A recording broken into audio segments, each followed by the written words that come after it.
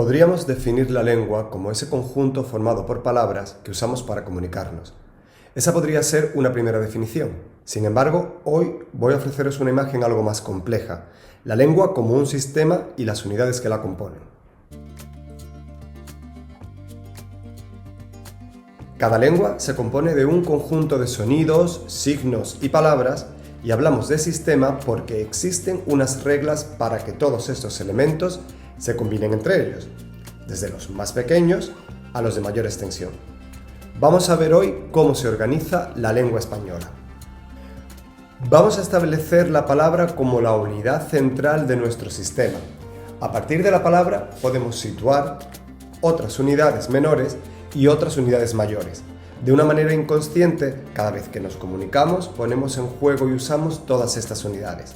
Como ejemplo, en este recorrido nos acompañará la palabra leona, una palabra a la que normalmente asociamos el significado que ves en la imagen.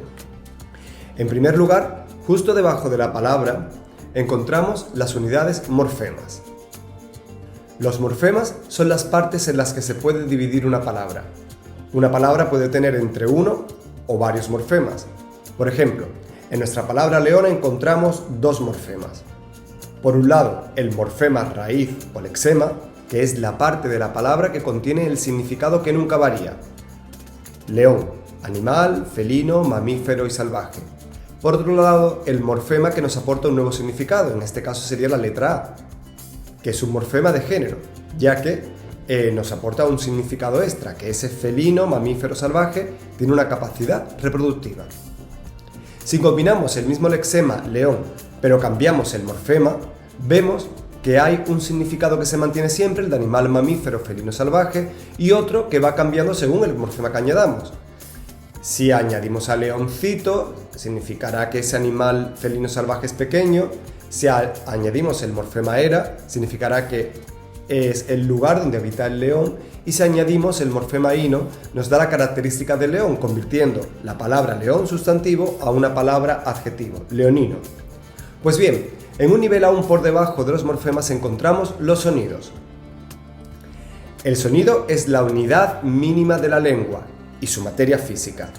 En la lengua escrita, normalmente a cada sonido le corresponde una letra, excepto en algunos casos, como el sonido cal, que le corresponden tres letras consonantes en español, la C, la Q y la K. En nuestro ejemplo, la palabra leona está compuesta por 5 sonidos: el sonido L, el E, el O, el N y el A. 3 de ellos son vocálicos y 2 consonánticos. Estoy seguro de que no hace falta que te explique la diferencia entre cuáles son los vocálicos y cuáles son los consonánticos. Bien, volvamos al centro de nuestro sistema, la palabra. En español dividimos las palabras en 9 grupos, según su forma y la función que cumplen en el enunciado. Te dejo que mires en esta imagen esos grupos a los que llamamos categorías gramaticales y una breve descripción de cada una de ellas. Y así repasamos juntos. El sustantivo es la categoría gramatical que da nombre a personas, animales, sentimientos, ideas. El verbo es la categoría gramatical que nos indica acciones, estados o procesos. Los adjetivos indican características de los sustantivos. Los adverbios señalan las circunstancias en las que se realiza la acción. Circunstancias de tiempo, de lugar, de cantidad, de modo. Determinantes son las palabras que introducen en el discurso al sustantivo. Los pronombres, las que sustituyen a ese sustantivo. O sintagma nominal. Las preposiciones enlazan unas palabras con otras. Las conjunciones unen unas palabras con otras, pero también sintagmas, oraciones. Y por último, las interjecciones, que son exclamaciones. Bien, pues por último, siguiendo nuestro ejemplo, leona pertenecería a la categoría gramatical sustantivo, ya que es una palabra que da nombre a un animal. Pues bien, pasamos a continuación a las unidades superiores de la palabra. Inmediatamente después de ella encontramos los sintagmas. Los sintagmas son grupos de palabras en los que una ejerce como núcleo. El núcleo es la palabra más importante que organiza el resto. Los sintagmas no son unidades de sentido discursivo completo. Para que un grupo de palabras complete su significado, siempre ha de terminar en una pausa larga, que de forma escrita en nuestro idioma se expresa con un punto, con el cierre de exclamación o interrogación o con unos puntos suspensivos. Las palabras que pueden funcionar como núcleo de sintagma son 5. el sustantivo, que formaría el sintagma nominal, el verbo, que formaría el sintagma verbal, el adjetivo, que formaría el sintagma adjetival, el adverbio, que formaría el sintagma adverbial y por último la preposición, que forma el sintagma preposicional. Nuestro ejemplo, al ser un sustantivo, formará efectivamente un sintagma nominal. La leona salvaje, en el que leona es el núcleo. Continuamos con nuestro esquema y por encima de los sintagmas encontramos los enunciados. Los enunciados pueden ser uno o varios sintagmas que unidos si están finalizados por una pausa larga. Recuerda, signo de interrogación final, de exclamación final, 3 puntos suspensivos o punto. Los enunciados los dividimos en oraciones, si tienen verbo, y en frases si no tienen verbo. Te propongo el siguiente enunciado con nuestro ejemplo.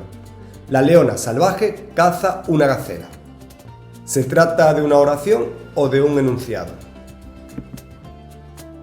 Efectivamente, se trata de una oración porque tiene un verbo. Llegamos al último escalón de nuestro sistema, el texto.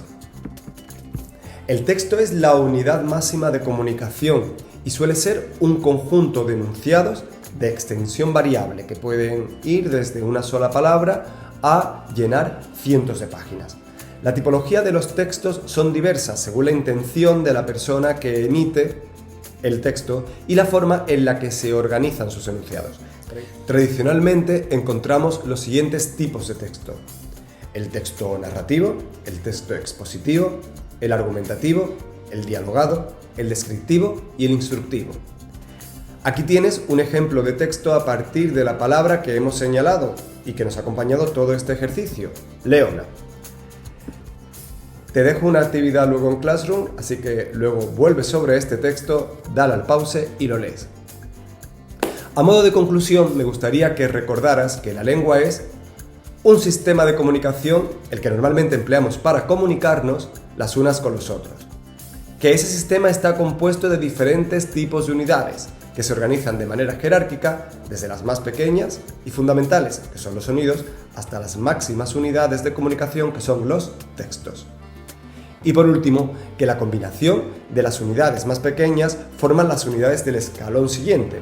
Así los sonidos formarán los morfemas, la unión de morfemas formará las palabras, la unión de palabras formará los sintagmas y por último la unión de sintagmas, los enunciados, hasta que la unión de enunciados nos lleve a los textos.